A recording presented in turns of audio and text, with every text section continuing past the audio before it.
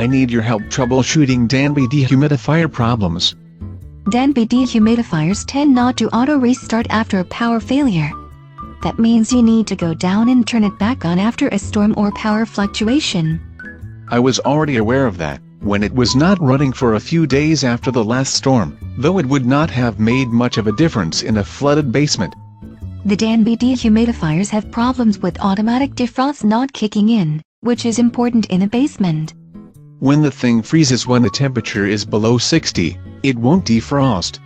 The other problem is that when the unit is warm up, whether because the furnace kicked in or better airflow, the drains tend not to work well when all the ice melts and floods to the drain and container.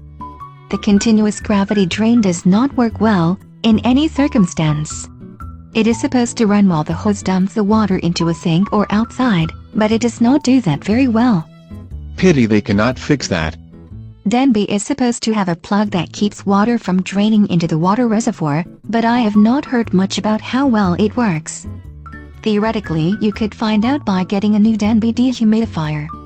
And you know that if the unit has gotten wet, that the thing may stop working simply because of shorts due to rust and corrosion. The circuit board does not look bad. You're looking at the open control panel and the controls themselves.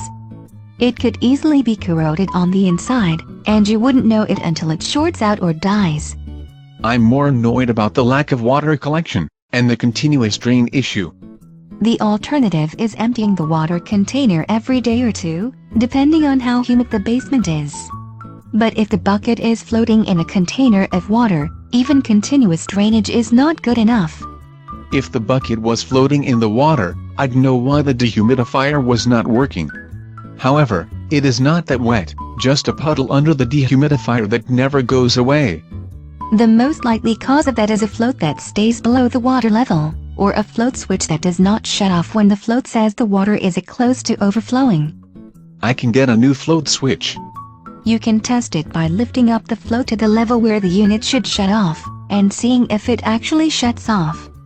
Alternatively, you can empty the unit more often to reduce the risk of it overflowing. The bucket not being properly aligned in the dehumidifier can lead to water not all landing in the bucket in the first place, spilling some on the floor. A dehumidifier that transfers water from the air to the floor is by definition a failure.